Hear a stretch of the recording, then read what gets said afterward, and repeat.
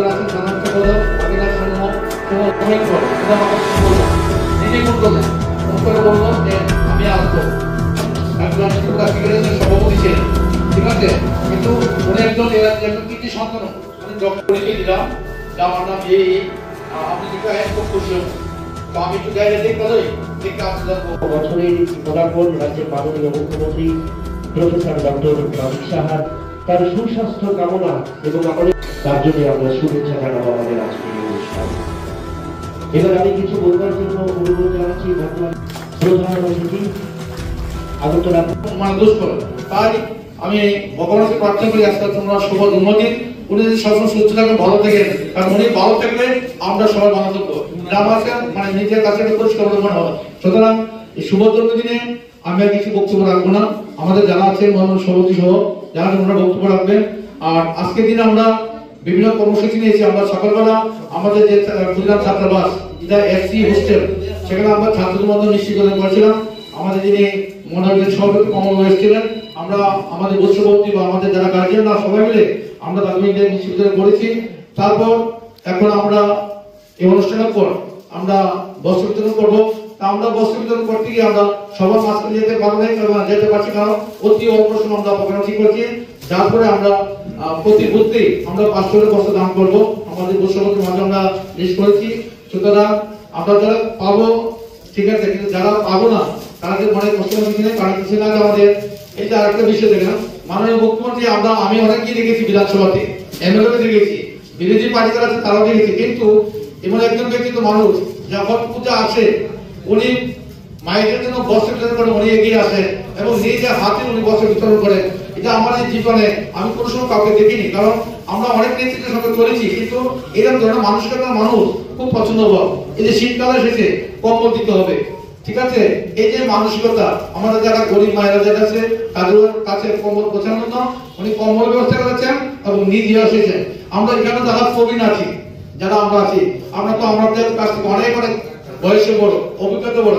আমি জানি না আপনার পেয়েছেন কিনা, আমার মনে হয় যেহেতু আমি আপনার অনুযোগ আমি পাইনি, আর আপনারা বসে বলতে পারবেন এই ধরনের মানসিকতা এরকম একটা মুখ্যমন্ত্রী এরকম বিধায়ক আমাদের মাঝখানে এসে কম্বল দান করবেন, কম্বল দেবেন। আমরা আমার মনে হয় আপনার কোনো সময় দেখিনি এই বিষয়গুলো, কার্যক্রম পালন করবো।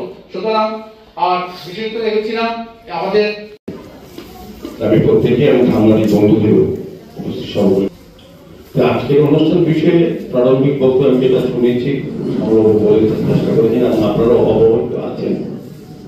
আজকে আমাদের এমন একজন ব্যক্তি জন্মদিন যেটা উদযাপন করছি, তিনি হচ্ছেন আমাদের এই এলাকার নির্বাচিত বিধায়ক তথা রাজ্যেরও তিনি অভিভাবক এবং মুখ্যমন্ত্রী।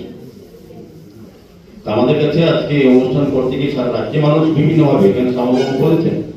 বিভিন্ন সংস্থার ক্ষেত্রে আপনার রক্তদান শিবির, আমরা কিছুক্ষণ আগে ছিলাম জায়গাতে, বিভিন্ন জায়গায় রক্তদান শিবির হচ্ছে, উৎসব হচ্ছে, বিভিন্ন কর্মসূচি গ্রহণ করা হচ্ছে। উদ্দেশ্য একটাই হচ্ছে যিনি আমাদের অভিভাবক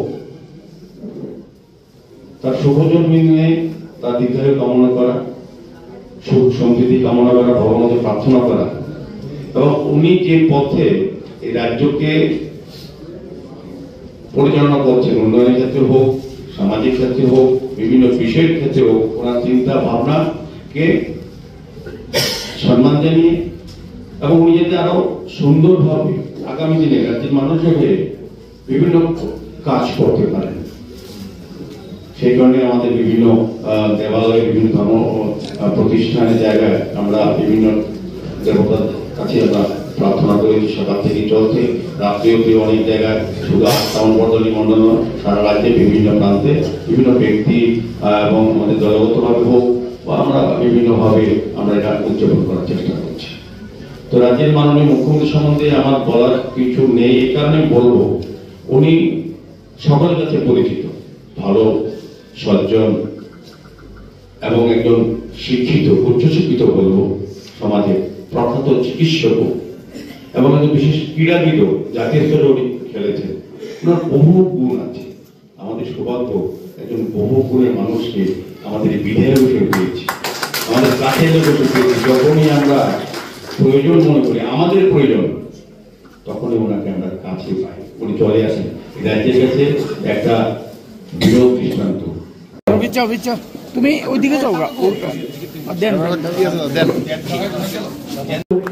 শীত বস্ত্র এবং পুষ্পস্তবক